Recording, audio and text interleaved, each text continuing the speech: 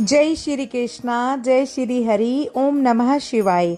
दोस्तों, आप सभी का हमारे चैनल ज्योति ज्योत में हार्दिक स्वागत है। आप सभी का दिन शुभ और मंगलमय हो। आप सभी स्वस्थ और प्रसन्न रहे। आज आप सुनेंगे माघ शीर्ष मास महात्म्य का अध्याय 18। इससे पहले के अध्याय में आपने जाना था नंद राय जी कान्हा को लेकर गौओं को चराने के लिए वन में गए थे और वहां किस प्रकार राधा जी प्रकट हुई थी और उन्होंने नन्हे से शिशु रूप कान्हा को अपनी गोद में उठा लिया था और रास मंडल का स्मरण किया था।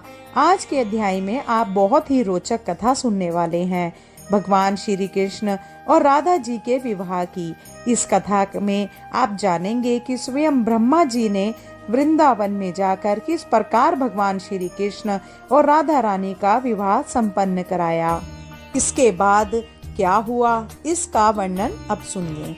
आज का अध्याय भगवान श्री कृष्ण ने जब राधा रानी को बताया कि राधा नाम का जप करने वाले भक्त उन्हें प्राणों से भी अधिक प्रिय हैं, तब श्री राधिका जी ने कहा, प्रभु मुझे गोलोक की सारी बातें याद है, मैं सब जानती हूँ, मैं उन सब बातों को भूल कैसे सकती हूँ। आप तो मुझे स्वर रूपिणी बता रहे हो, वह सब आपके चरण कमलों की कृपा से ही संभव है। ईश्वर को कुछ लोग अप्रिय होते हैं और कहीं कुछ लोग प्रिय भी होते हैं। जैसे जो मेरा स्मरण नहीं करते, उसी तरह उन पर आपकी कृपा भी नहीं होती है। मैं खड़ी हूँ और आप सोए हो। इस समय बातचीत में जो समय निकल गया वह एक एक क्षण मेरे लिए एक एक युग के समान है। मैं उसकी गणना करने में असमर्थ हूँ। आप मेरे वक्षस्थल और मस्तक पर अपना चरण कमल रख दो। आपके विरह की आग से मेरा हृदय शीघ्र ही दग्ध होना चाहता है। आपके सामने चरण कमल में जब मेरी दृष्टि पड़ी तो वह वही रम गई। फिर मैं क्लेश उठाकर भी उसे दूसरे अंगों को देखने के लिए वहां से अन्यंत्र ना ले जा सकी। फिर भी धीरे धीरे प्रत्येक अंग का दर्शन करके ही मैंने आपकी शांत मुखरावृंद पर दृष्टि डाली है। इस मुखरावृंद को देखकर अब मेरी दृष्टि अन्यंत्र जाने में असमर्थ है, अर्थात कुछ भी देखने में समर्थ नहीं है। राधिका जी का यह वचन सुनकर पुरुषोत्तम श्री कृष्ण हंसने लगे। फिर वे श्रुति हो और स्मृतियों के मत अनुसार तथ्य एवं हितकर वचन बोले। श्री कृष्ण ने कहा, भद्रे, मैंने पूर्व काल में वहां गोलोक में जो निश्चय किया था उसका खंडन नहीं होना चाहिए। प्रिय, तुम क्षण भर ठहरो, मैं तुम्हारा मंगल करूंगा। तुम्हारे मनोरथ की पूर्ति का समय स्वयं आ पहुंचा है। राधे, पहले मैंने जिसके लिए जो कुछ लिख दिया है और जिस समय उस मनोरथ की प्राप्ति का निश्चय कर दिया है, उस पूर्व निश्चय का खंडन मैं स्वयं ही नहीं कर सकता। फिर विधाता की क्या विखात है जो उसे मिटा सके। मैं विधाता का भी विधाता हूँ। मैंने जिसके लिए जो कुछ विधान कर दिया है उसका ब्रह्मा आदि देवता भी कदापि खंडन नहीं कर सकते। इसी बीच में ब्रह्मा श्री हरि के सामने आए। उनके हाथों में माला और कमंडलू शोभा दे रहे थे। चारों मुखों पर मंद मुस्कान खेल रही थी। निकट जाकर उन्होंने श्री कृष्ण को नमस्कार किया और आगम के अनुसार उनकी स्तुति की। उस समय उनके नेत्रों में आंसू झर रहे थे, संपूर्ण अंगों में रोमांच आया था और भक्ति भाव से उनका मस्तक झुका हुआ था। स्तुति और नमस्कार करके जगत दाता ब्रह्म श्री हरि के ओर निकट आए। उन्होंने अपने प्रभु को भक्ति भाव से पुनः प्रणाम किया। फिर वे श्री राधिका के समीप गए और माता के चरण कमल में मस्तक रखकर उन्होंने भक्ति भाव से नमस्कार किया। शीघ्रता पूर्वक माता राधिका के चरणाबंदों को अपने जटा जाल से द्वेष करके ब्रह्मा जी ने कमंडलों के जल से प्रसन्नता पूर्वक उनका प्रक्षालन किया। फिर दोनों हाथ जोड़कर वे आगम के अनुसार श्री राधा की स्तुति करने लगे। ब्रह्मा जी बोलते हैं, माता, भगवान श्री कृष्ण की कृपा से मुझे आपके चरण कमलों के दर्शन का सौभाग्य प्राप्त हुआ है। यह चरण सर्वत्र और विशेषतः भारतवर्ष में सभी के लिए परम दुर्लभ हैं। मैंने पूर्व काल में पुष्कर तीर्थ में सूर्य के प्रकाश में बैठकर परमात्मा श्री कृष्ण की प्रसन्नता के लिए 60 गज वर्षों तक तपस्या की। तब वरदाता श्री हरि मुझे वर देने के लिए स्वयं पधारे। उनके वर मांगो। ऐसा कहने पर मैंने प्रसन्नता पूर्वक अभिष्ट वर मांगते हुए कहा, हे गुणात परमेश्वर, जो सबके लिए परम दुर्लभ हैं, उन राधिका जी के चरण कमलों का मुझे इसी समय शीघ्र दर्शन कराइए। मेरी यह बात सुनकर ये श्री हरि मुझ तपस्वी से बोले, वत्स इस समय क्षमा करो, उपयुक्त समय आने पर मैं तुम्हें श्री राधा के चरणाबंदों के दर्शन कराऊंगा। ईश्वर की आज्ञा निष्फल नहीं होती, इसीलिए मुझे आपके चरण कमलों के दर्शन प्राप्त हुए हैं। माता, आपके यह चरण गोलोक में तथा इस समय भारत में भी सबकी मनोवांछित विषय हैं। सभी देवियां प्रकृति की अंशभूता हैं और वह निश्चय ही जन्य और प्राकृत हैं, और आप श्री कृष्ण के आधे अंग से प्रकट हुई हो, अतः सभी दृष्टियों से श्री कृष्ण के समान हो।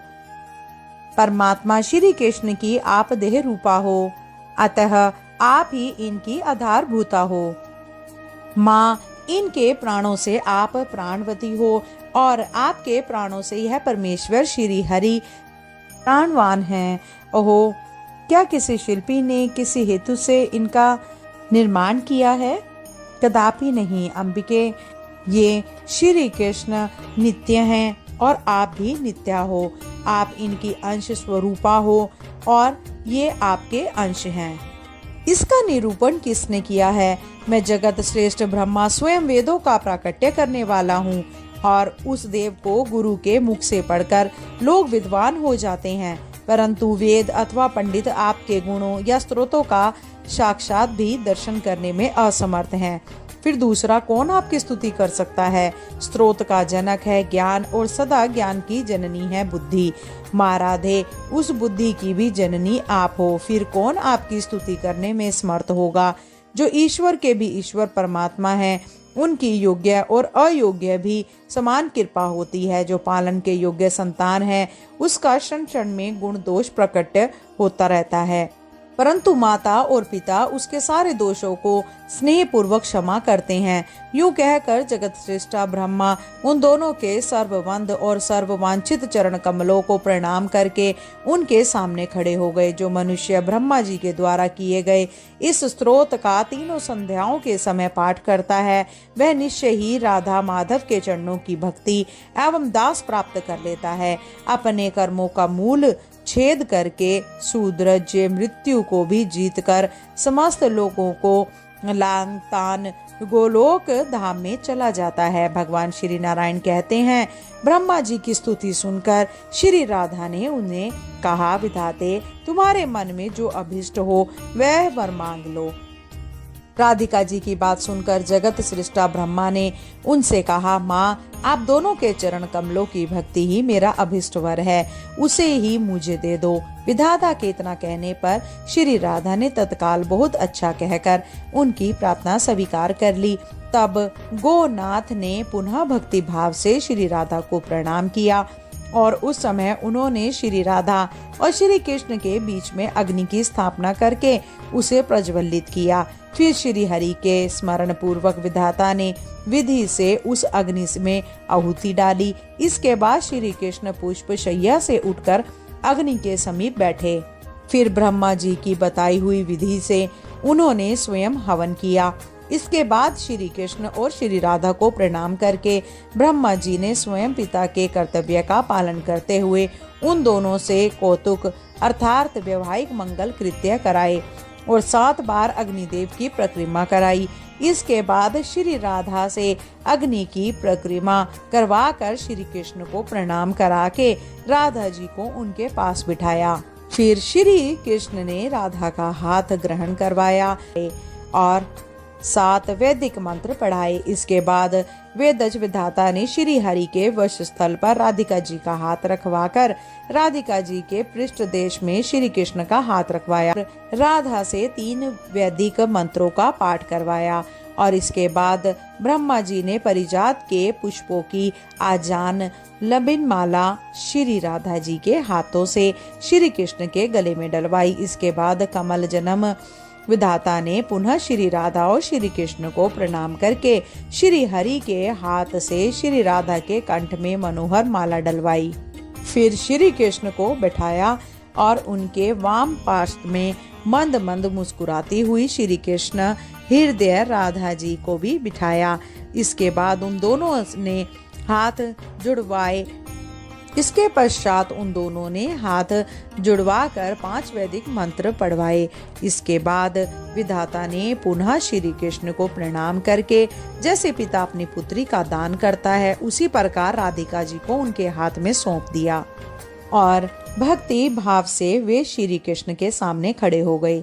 इसी बीच में आनंदित और पुलकित हुए देवगण दुम्बी, आनक और मरज आदि बाजे बजाने लगे। विवाह मंडप के पास परिजात के पुष्पों की वर्षा होने लगी। श्रेष्ठ गंधर्व ने गीत गाए और झुंड के झुंड अप्सराएं नृत्य करने लगी। ब्रह्मा जी ने श्री हरि की स्तुति की और मुस्कुराते हुए उनसे कहा कि आप दोनों के चरण कमलों में मेरी भक्ति बढ़े, यही मुझे दक्षिणा दीजिए। ब्रह्मा जी की बात सुनकर स्वयं श्री हरि ने उनसे कहा कि हे ब्राह्मण, मेरे चरण कमलों में आपकी सुदृढ़ भक्ति हो। अब आप अपने स्थान को जाओ और आपका कल्याण होगा, इसमें संशय नहीं। बस मैंने जो कार्य आपके जिम्मे लगाया है उसका मेरी आज्ञा के अनुसार पालन करो। हे मुनि, श्री कृष्ण का यह आदेश सुनकर जगत विधाता ब्रह्मा जी श्री राधा कृष्ण को प्रणाम करके प्रसन्नता पूर्वक अपने लोक को चले गए। ब्रह्मा जी के चले जाने पर मुस्कुराती हुई देवी राधिका जी ने बाकी चितवन से श्री हरि के मुख की ओर देखा और लज्जा से अपना मुख ढक लिया। उस समय उनका स्वर्ग पुलकित हो उठा था। वे प्रेम वंदना का अनुभव कर रही थी। श्री हरि को भक्ति भाव से प्रणाम करके श्री राधा उनकी शैया पर गई। वहां चंदन, आरू, कस्तूरी और केसर का अंग राख रखा हुआ था। श्री राधा जी ने श्री कृष्ण के ललाट से तिलक करके उनके वक्ष स्थल में चंदन लगाया। फिर सुधा और मधु से भरा हुआ मनोहर रत्नपात भक्ति पूर्वक श्री हरि के हाथ में दिया। जगदीश्वर श्री कृष्ण ने उस सुधा का पान किया। इसके बाद श्री राधा ने कपूर आदि से सुवासित सुरमय तांबूल श्री कृष्ण को दिया। श्री हरि ने उसे सादर भोग लगाया। फिर श्री हरि के दिए हुए सुधा रस का मुस्कुराती हुई श्री राधा ने आस्वादन किया। साथ ही उनके दिए हुए तांबूल को भी श्री हरि के सामने ही खाया। श्री कृष्ण ने प्रसन्नता पूर्वक अपना चबा हुआ पान श्री राधा जी को दिया। राधा जी ने बड़ी भक्ति से उसे खाया और उनके मुख अरविंद मरकंद का पान किया। उसके बाद मधुसूदन ने भी श्री राधा से उनका चबा हुआ पान मांगा, परंतु राधिका जी ने नहीं दिया। वे हंसने लगी और बोली, क्षमा कीजिए। माधव ने राधा के हाथ से रत्नम दर्पण ले लिया और राधिका जी ने भी माधव के हाथ से बलपूर्वक उनकी मुरली छीन ली। राधा जी ने माधव का और माधव ने राधिका जी का मन मोह लिया। प्रेम मिलन के बाद राधा जी ने प्रसन्नता पूर्वक परमात्मा श्री कृष्ण को उनकी मुरली लौटा दी। श्री कृष्ण ने भी राधिका जी को उनका दर्पण और उज्जवल क्रीड़ा कमल दिया। उनके केशों की सुंदर वेणी बांध दी और बाल देश में सिंदूर का तिलक लगाया। विचित्र पत्र रचना से युक्त सुंदर वेश संवारा। उन्होंने जैसे वेश रचना की उसे विश्वकर्मा ने भी नहीं जानते हैं।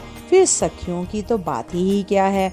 जब राधा जी ने श्री कृष्ण की वेश रचना करने को उद्यत हुई तब वे किशोर अवस्था का रूप त्याग कर पुनः शिशु रूप हो गए। राधा जी ने देखा बाल रूप श्री कृष्ण क्षुधा से पीड़ित हो रहे हैं।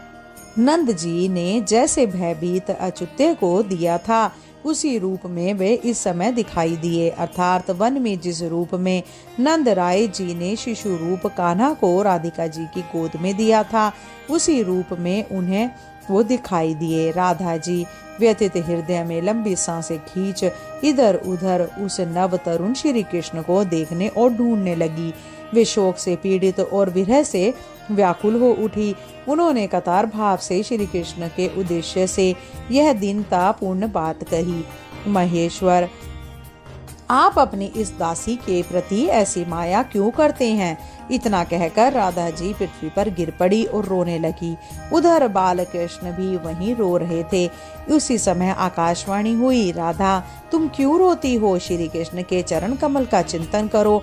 जब तक रास मंडल की आयोजना नहीं होती तब तक प्रतिदिन रात में तुम यहाँ आओगी और अपने घर में अपनी छाया छोड़कर स्वयं यहाँ उपस्थित होकर तुम श्री हरि के साथ नित्य मनोवांछित क्रीड़ा करोगी। अतः रो मत, शोक छोड़ो और अपने इस बाल रूपधारी प्रणेश मायापति को गोद में लेकर घर को जाओ। जब आकाशवाणी ने सुंदरी राधा को इस प्रकार आश्वासन दिया, तब उसकी बात सुनकर राधा जी ने बालक को गोद में उठा लिया और पूर्वोदय और उत्तम रत्न मंडप की ओर पुनः दृष्टिपात किया। इसके बाद राधा जी वृंदावन से तुरंत नंद मंदिर की ओर चल दी। हे नारद, वे देवी मन के समान तीव्र गति से चलने वाली थी, अतः आधे निवेश में ही वहां जा पहुंची। उनकी वाणी स्निग्ध और मधुर थी, आंखें लाल हो गई थी। वे यशोदा जी की गोद में उस बालक को देने के लिए उद्यत होकर उस प्रकार बोली, मैया, ब्रज में आपके स्वामी ने मुझे यह बालक घर पहुंचाने के लिए दिया था। भूख से आतर होकर रोते हुए इस स्थूलकाय शिशु को लेकर मैं रास्ते भर यातना भोग रही हूँ। मेरा भीगा हुआ वस्त्र इस बच्चे के शरीर में सट गया है, आकाश बादलों से घिरा हुआ है, अत्यंत दुर्दिन हो रहा है, मार्ग में फिसलन हो रही है, कीचड़ बढ़ गई है। यशोदा जी, अब मैं इस बालक का बोझ ढोने में असमर्थ हो गई हूँ। भद्रे, इस गोद में इसको ले लो और स्तन देकर शांत करो। मैंने बड़ी देर से घर छोड़ रखा है, अतः अब मैं जाती हूँ। सती यशोदे, तुम सुखी रहो। ऐसा कहकर बालक को देकर राधा जी अपने घर को चली गई। यशोदा जी ने बालक को घर में ले जाकर खूब लाड़ दुलार किया और स्तनपात कराया। राधा जी आपके घर में रहकर बाह्य रूप से गृह कर्म तत्पर दिखाई देती थी, परंतु प्रतिदिन रात में वहां वृंदावन में जाकर श्री हरि के साथ क्रीड़ा करती थी। वत्स नारद, इस प्रकार मैंने तुमसे शुभन, सुखद तथा पुण्यदायक पुण्यमय श्री कृष्ण चरित्र कहा। अब अन्य लीलाओं का वर्णन करता हूँ, तुम ध्यान पूर्वक सुनो। इसके आगे जो कुछ भी श्री नारायण ने नारद जी से कहा, इसका वर्णन आप अगले अध्याय में सुनेंगे। अब हम आरंभ करते हैं श्री कृष्ण चालीसा। बंशी शोभित कर मधुर, नील जलद तन श्याम, अरुण अधर जनु विप फल, नयन कमल अभिराम। पूर्ण इंद्र अरविंद मुख, पीतांबर शुभ साज, जय मन मोहन मदन छवि, कृष्ण चंद्र महाराज। जय यदुनंदन, जय जगवंदन, जय वसुदेव देव की नंदन, जय यशोदा सुत नंद दुलारे, जय प्रभु भगतन के दृग तारे। जय नट नागर नाग नथैया, कृष्ण कन्हैया धेनु चरैया। पुनि नख परे प्रभु गिरिवर धारो, आओ दीनन कष्ट निवारो। वंशी मधुर अधर धरि तेरी, होवे पूर्ण मनोरथ मेरो। आओ हरि पुनि माखन चाखो, आज लाज भारत की राखो। गोल कपोल चिबुक अरुण तारे, मृदु मुस्कान मोहिनी डारे। रंजित राजीव नयन विशाला, मोर मुकुट बैजंती माला। कुंडल श्रवण पीत पट आछे, कटी किंकणी काचन काछे। नील जलज सुंदर तनु सोहे, छवि लखी सुर नर मुनि मन मोहे। मस्तक तिलक अकल घंघुराले, आओ कृष्ण बांसुरी वाले। करी पय पान पुत नहीं तार्यो, अका बका कागा सुर मार्यो। मधुवन जलत अग्नि जब ज्वाला, भेषी तल लखी तही नंद लाला। सुरपति जब व्रज चढ़े ओरिसाई, मसूर धार वारी वर्षाई। लगत लगत ब्रज चहन बहायो, गोवर्धन नख धारी बचायो। लखी यशोदा मन भ्रम धिकाई, मुख महम 14 भुवन दिखाई। दुष्ट कंस अति उधम मचायो, कोटि कमल जब फूल मंगायो। नाथी काली यही तब तुम लीन्हे, चरण चिन्ह दे निर्भय कीने। करी गोपिन संग रास विलासा, सबकी पूर्ण करी अभिलाषा। केतिक महा असुर संहार्यो, कंस ही केस पड़ी दे मार्यो। मात पिता की बंदी छुड़ाई, उग्रसेन कहम राज दिलाई। मही से मृतक छहो सुत लायो, मातु देव की शोक मिटायो। भौमासुर मुर दैत्य संहारी, लाए 6 सहस कुमारी। देभिनी तृण चीर सहारा, जरा सिंधु राक्षस कहम मारा। असुर बकासुर आदिक मार्यो, भगतन के तब कष्ट निवार्यो। दीन सुदामा के दुख टार्यो, तंदुल 3 मूठ मुख डार्यो। प्रेम के साग विदुर घर मांगे, दुर्योधन के मेवा त्यागे। लखी प्रेम की महिमा भारी, ऐसे श्याम दीन हितकारी। भारत के पारथ रथ हाके, लिए चक्र कर नहीं बल ताके। निज गीता के ज्ञान सुनाए, भगतन हृदय सुधा वर्षाए। मीरा थी ऐसी मत वाली, विष पी गई पचा कर ताली। राणा भेजा सांप पिटारी, शालिग्राम बने बनवारी। निज माया तुम विधि दिखायो, उरते संचय सकल मिटायो। तब शत निंदा करी तत्काला, जीवन मुक्त भयो शिशुपाला। जब ही द्रौपदी टेर लगाई, दीनानाथ लाज अब जाई। तुरत ही बसन बने नंदन लाला, बड़े चीर भे अरि मुख काला। अस नाथ के नाथ कन्हैया, डूबत भवर बचावत नैया। सुंदर दास आस उरधारी, दया दृष्टि की जे बनवारी। नाथ सकल मम कुमति निवारो, क्षमहु बेगी अपराध हमारो। खोलो पट अब दर्शन दीजे, बोलो कृष्ण कन्हैया की जय। यह 40 कृष्ण का पाठ करे उरधारी, अष्ट निसिद्धि नवनिधि फल लहे पदारथ चारी। बोलो श्री कृष्ण भगवान की जय। श्रोताओं, अब रसपान करते हैं श्री कुंज बिहारी जी की आरती के साथ। आरती कुंज बिहारी की, कि श्री गिरिधर कृष्ण मुरारी की।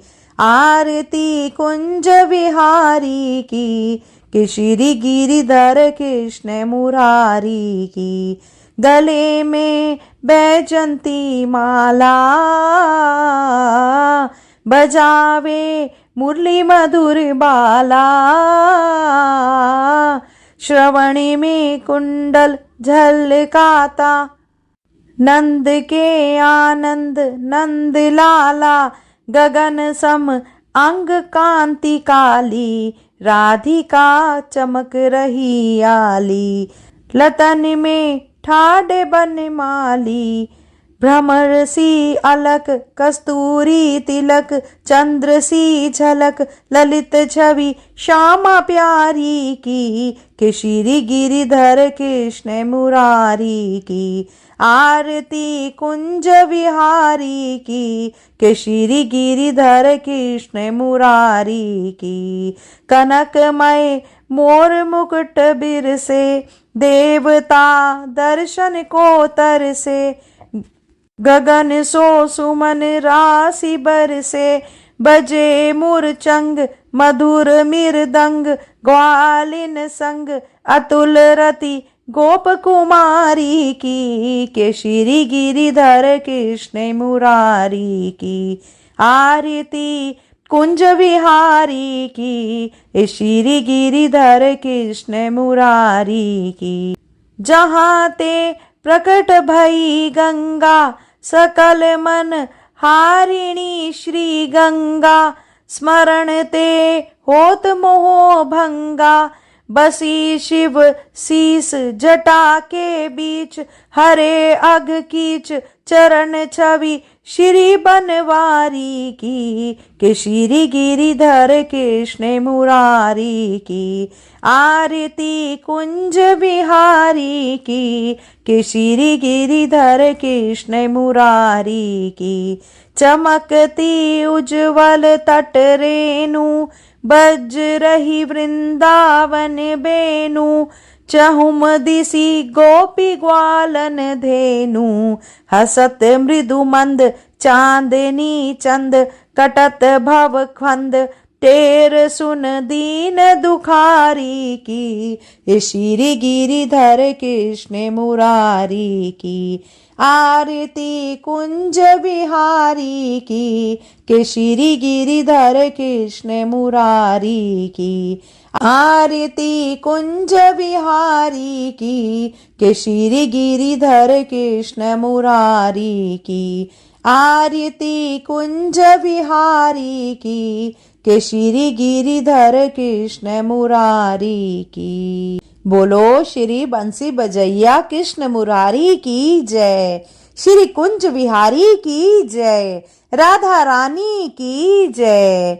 श्रोताओं, ऐसा माना जाता है कि जो इस मार्गशीर्ष के महीने में अगर कोई कुंज विहारी जी की आरती, उनकी चालीसा, उनके अध्यायों का श्रवण मात्र भी कर ले तो उनको संपूर्ण पापों से मुक्ति मिल जाती है। हमारी यही कोशिश रहती है कि आपको ज़्यादा से ज़्यादा ज्ञान और ज़्यादा से ज़्यादा भाव आप तक पहुंचा सकें।